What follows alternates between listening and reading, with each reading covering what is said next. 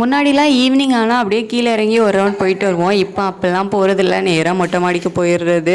So பேபிக்கு ஈவினிங்க்கு என்ன snacks வேணும் அப்படின்னு சொல்லிட்டு நான் அதை பார்த்து எடுத்துகிட்டு போவேன். பேபி அவருக்கு விளையாடுறதுக்கு என்னென்ன டாய்ஸ் வேணும் அப்படின்னு சொல்லிட்டு அவர் எடுத்துகிட்டு வருவார். இன்றைக்கி நான் அவருக்கு ஈவினிங் ஸ்நாக்ஸ்க்கு ஒயிட் கேசரி தான் வந்து பண்ணியிருந்தேன். ஸோ அதை தான் வந்து எடுத்துகிட்டு வந்திருக்கேன். அவருக்கு உள்ள டாய்ஸை வச்சுட்டு வந்ததுமே விளையாட ஆரம்பிச்சிட்டாரு. இங்கே ஒரு பிரச்சனை என்னென்னா, அவனை விளையாட விட்டுட்டு நம்ம வந்து வேறு ஏதாவது வேலை பார்க்கலாம் அப்படின்னா வந்து கண்டிப்பாக முடியாது. ஏன்னா இங்கே மாடியில் பார்த்திங்க அப்படின்னா சைடு வால் வந்து எதுவுமே இருக்காது. ஸோ அவனை பார்த்துட்டே தான் இருக்கணும், நம்ம அவன் கூடவே தான் இருக்கிற மாதிரி தான் இருக்கும். ஏன்னா பயமாக இருக்கும், லைட்டாக நம்ம வந்து திரும்பிட்டோம் அப்படின்னாலும் அவர் அந்த கார்னர் போயிடுவார் அப்படின்னு சொல்லிட்டு பயமாக இருக்கும்.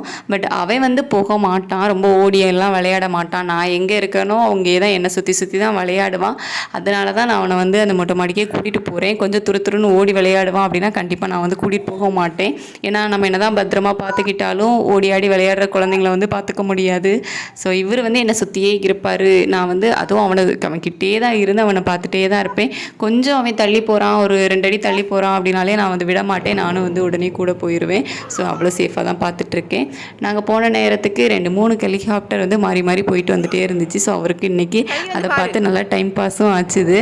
ஸோ அப்படியே கொஞ்சம் நேரம் உட்காந்துட்டு அப்படி கொஞ்சம் நேரம் இருட்ட ஆரம்பிக்கவும் கீழே இறங்கி வந்துட்டோம். ஏன்னா அதுக்கு மேலே அங்கே இருக்க முடியாது, பயங்கரமாக கொசு வர ஆரம்பிச்சிடும்.